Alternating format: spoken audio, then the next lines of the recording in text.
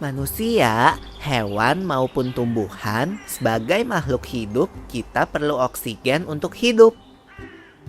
Waktu bernafas, kita mempunyai organ-organ yang bekerja sama dan membentuk sistem organ yang bekerja mengatur oksigen yang ada di lingkungan hidup sampai pada setiap sel yang kita butuhkan. Oksigen ini tidak tersedia di dalam tubuh makhluk hidup. Kita mendapatkan oksigen dari lingkungan sekitar kita. Bernafas artinya kegiatan menghirup atau memasukkan oksigen dari lingkungan hidup dan mengeluarkan karbon dioksida dan uap air melalui alat pernafasan kita. Kali ini kita akan mempelajari lebih lanjut tentang organ-organ pernafasan manusia.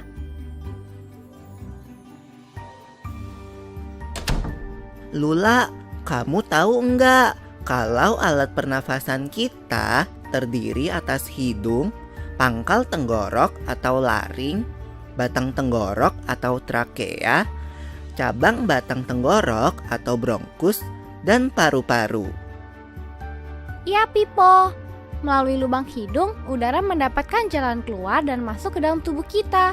Tapi, selain itu, udara juga dapat keluar masuk melalui mulut loh. Namun, jika kita bernafas menggunakan hidung, akan lebih baik loh, Pipo. Karena terdapat lendir dan rambut-rambut halus.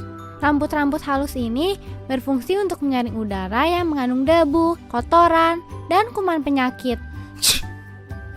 Benar sekali, Lula. Selaput lendir berfungsi untuk mengatur suhu udara yang akan masuk ke paru-paru dan mengatur kelembapan udara agar sesuai dengan kelembapan tubuh. Hidung juga jalur yang langsung terhubung dengan alat pernafasan berikutnya, yaitu tenggorokan. Tenggorokan merupakan alat pernafasan manusia yang kedua. Pada tenggorokan terdapat laring atau pangkal tenggorok dan batang tenggorok atau trakea. Pada bagian dalam dinding batang tenggorok terdapat selaput lendir dan rambut-rambut halus yang selalu bergetar yang berfungsi menghalangi benda-benda asing yang akan masuk ke paru-paru. Pernahkah kalian tersedak? Kamu pernah enggak, Lula?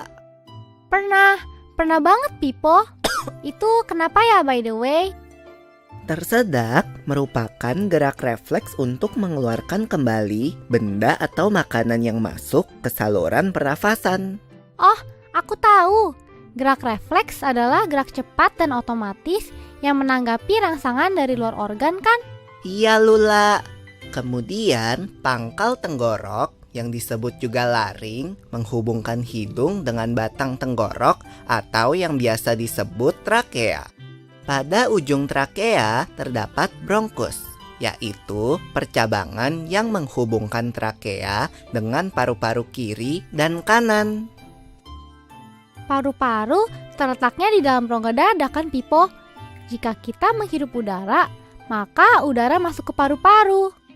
Lalu kemana lagi ya? Melalui bronkus menuju cabang dari bronkus yang disebut bronkiolus dan berujung pada gelembung paru-paru yang juga disebut dengan alveolus. Pada alveolus ini kan yang terdapat pembuluh darah, di mana terjadi pertukaran gas oksigen dengan karbon dioksida.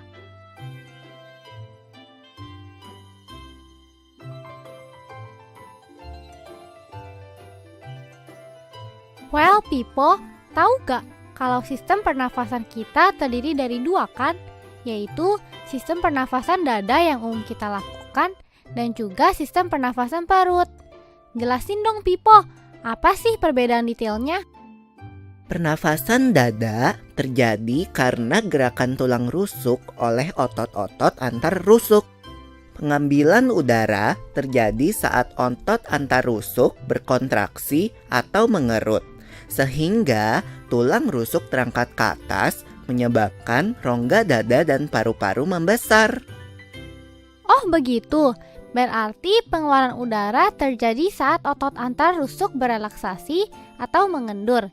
Saat itu, tulang rusuk turun ke posisi semula, menyebabkan rongga dada dan paru-paru mengecil, kan?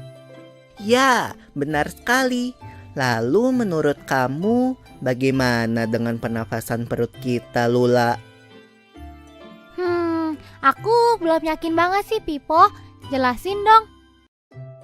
Pernafasan perut terjadi karena gerakan otot diafragma, yaitu sekat yang membatasi antara rongga dada dan rongga perut. Pengambilan udara terjadi saat otot diafragma berkontraksi. Posisi diafragma mendatar menyebabkan rongga dada dan paru-paru membesar.